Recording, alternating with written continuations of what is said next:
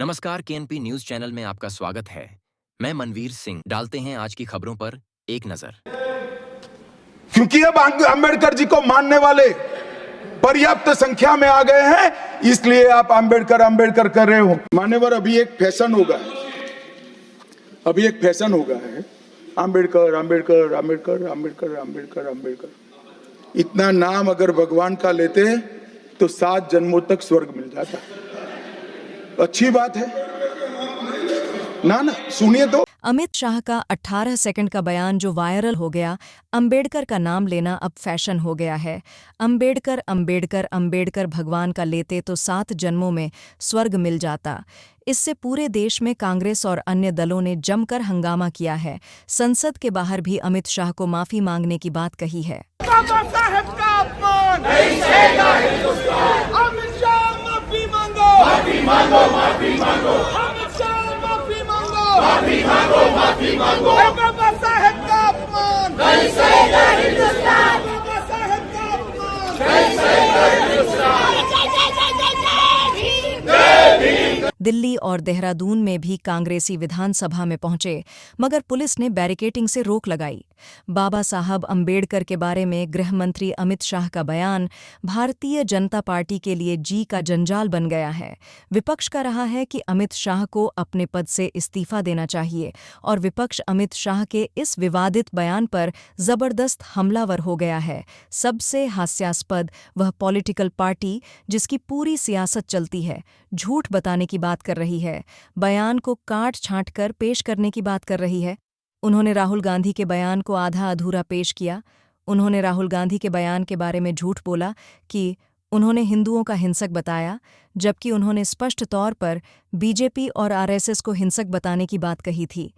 अमित शाह का 18 सेकंड का बयान जो वायरल हो रहा है, अंबेडकर का नाम लेना अब फैशन हो गया है।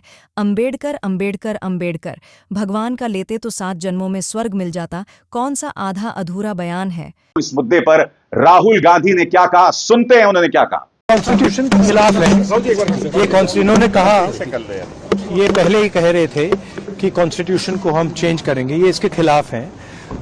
अंबेडकर जी के खिलाफ हैं, उनकी विचारधारा के खिलाफ हैं। इनका पूरा का पूरा काम अंबेडकर जी ने जो किया और जो कॉन्स्टिट्यूशन है उसको खत्म करने का है, तो सब पूरा देश जानता है। प्रधानमंत्री नरेंद्र मोदी उनके बचाव में किस तरह से आते हैं। अगर कांग्रेस और उसका सड़ा हुआ तंत्र यह सोचता है कि उनके दुर्भावनापूर्ण झूठ, उनके कई वर्षों के कुकर्मों, खासकर डॉक्टर अंबेडकर के प्रति उनके अपमान को छिपा सकते हैं, तो वे बहुत बड़ी गलतफहमी में हैं। भारत के लोगों ने बार बार देखा है कैसे एक वंश के नेतृत्व वाली पार्टी ने डॉक्टर अंबेडकर की विरासत को मिटाने और एससी एसटी समुदायों को अपमानित करने के लिए हर संभव गंदी चाल चली है। डॉक्टर अंबेडकर के प्रति कांग्रेस के पापों की सूची में यह शामिल है। उन्हें एक बार नहीं बल्कि 2 बार चुनाव में हराया। पंडित नेहरू द्वारा उनके खिलाफ प्रचार करना और उनकी हार को प्रतिष्ठा का मुद्दा बनाना, उन्हें भारत रत्न देने से इनकार करना, संसद के सेंट्रल हॉल में उनके चित्र को सम्मान का स्थान ना देना। कांग्रेस चाहे जितनी कोशिश कर ले, लेकिन वे इस बात से इनकार नहीं कर सकते कि एससी एसटी समुदायों के खिलाफ सबसे भयानक नरसंहार उनके शासन में हुए हैं। वे सालों तक सत्ता में रहे, लेकिन एससी एसटी समुदायों को सशक्त बनाने के लिए कोई ठोस कदम नहीं उठाया। प्रधानमंत्री, मैं आपसे एक सवाल पूछना चाहता हूं। जब आपके पार्टी के नेता संविधान को बदलने की बात कर रहे थे, अब की बार 400 पार, आपके पार्टी के बड़े बड़े नेता थे, राजस्थान की आपकी डेप्यूटी चीफ मिनिस्टर थी, क्या इनमें से किसी भी नेता को आपने कॉल करके उनके कान उमेठे, उन्हें डांट लगाई? ऐसी कोई जानकारी किसी के पास नहीं है। अब मुझे बताइए प्रधानमंत्री, ये जो आप तमाम बातें कर रहे हैं, इस बयान में भी आप सिर्फ कांग्रेस पर हमला बोल रहे हैं। यहां बाबा साहब अंबेडकर का सम्मान नहीं दिखाई देता है। आपकी भड़ास, सड़ा हुआ तंत्र, ये किस तरह की शब्दावली है? कांग्रेस और उसका सड़ा हुआ तंत्र, ये आपकी बौखलाहट है प्रधानमंत्री, और इसके अलावा कुछ नहीं। मैं समझ नहीं पा रहा हूं कि भारतीय जनता पार्टी अपने लिए गड्ढा क्यों खोद रही है, क्योंकि ये जानते हैं इनका पूरा एक प्रचार तंत्र है जो इनके गलत को भी सही साबित करेगा। मुस्कान और मैं एक बार फिर से दिखाना चाहूंगी आपको कि यहाँ पर तमाम लोग हैं, भीड़ भारी भरकम यहाँ पर भीड़ है।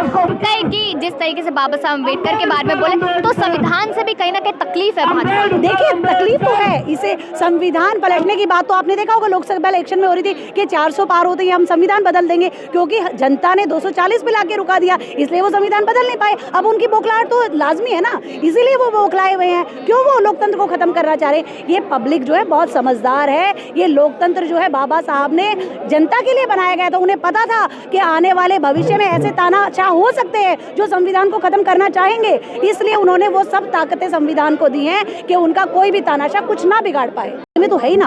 अब तानाशाह आप देखिए क्या हुआ हरियाणा में क्या हुआ, जहां डबल इंजन की सरकार है वहां बीजेपी जीत जाती है। महाराष्ट्र में क्या हुआ, डबल इंजन की सरकार थी, बीजेपी जीत गई। क्यों नहीं जीती झारखंड में? क्योंकि झारखंड में उनकी चालें कामयाब नहीं हो पाई। उन्होंने हेमंत सोरेन को जेल में डाला, क्या कसूर था उनका? उन्होंने दिल्ली के मुख्यमंत्री अरविंद जी को जेल में डाला, मनीष सिसोदिया जी को जेल में डाला, सत्येंद्र जैन जी को जेल में डाला, संजय सिंह को जेल में डाला। क्या कसूर था उनका? कल आपने देखा, कहते हैं कि वहां से उनके कुछ सांसद जो है वो बोल रहे थे कि आपको जेल में डाल देंगे। संजय सिंह जी ने क्या जवाब दिया कि 3 दिन मुझे दीजिए, आपके सारे लोग जेल में।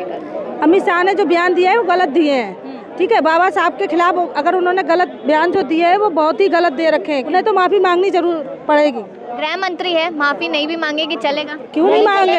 जब उनने उनका नाम संविधान के विरोध में चल रहे हैं तो कैसे चलेगा? माफी नहीं मांगेंगे तो माफी तो उन्होंने मांगनी ही पड़ेगी। अमित शाह जी ने माफी मांगनी पड़ेगी, क्योंकि संविधान का अपमान किया है उन्होंने, तो माफी तो मांगनी पड़ेगी। नाक लगानी पड़ेगी। ऐसे मत सर से लगाते हैं, ऐसे पब्लिक को दिखाने के लिए, और पब्लिक को बेवकूफ बना रहे हैं, और फिर उसी संविधान की धज्जियां उड़ा रहे हैं। तो संविधान से तो सब कुछ बना। संविधान ने ही तो हक दिया है जो राम मंदिर बनाया उन्होंने, नहीं तो अमित शाह मोदी जी बना लेते। जगह जगह मस्जिद खोदो और भगवान निकालो। अरे भगवान इतना गिर गए कि जो नीचे चले जाएंगे। अरे मंदिर तो खोदो, बुद्ध विहार निकल नहीं, वो ना खोदो अभियान चला रहे, खोदो खोदो खोदो, कुछ भी निकलने वाला नहीं। ओ वोट मांगते हैं मंदिर के नाम पे, जनता को तबाह करके रखते हैं। आपको नहीं लगता मंदिर को खोदेंगे तो बुद्ध विहार निकलेगा? हाँ, यही तो। फिर मंदिर को क्यों नहीं खोदते? मंदिर को क्यों नहीं खोदते? क्यों मस्जिद को खोदी जा रही है?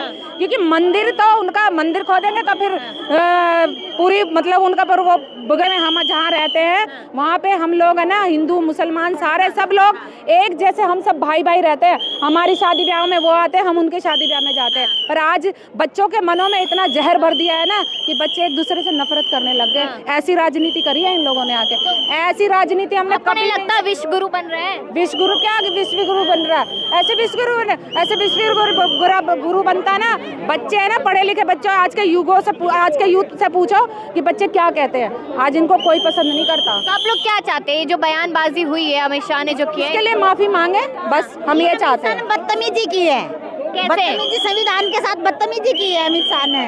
संविधान को नहीं मानती क्या भाजपा? फिर नहीं मानती, बिल्कुल नहीं मानती। अगर भाजपा मानती होती संविधान को तो आज ये सवाल थोड़ी ना उठाती संविधान के ऊपर। बीजेपी सरकार किसी को नहीं मानती, सिर्फ अपने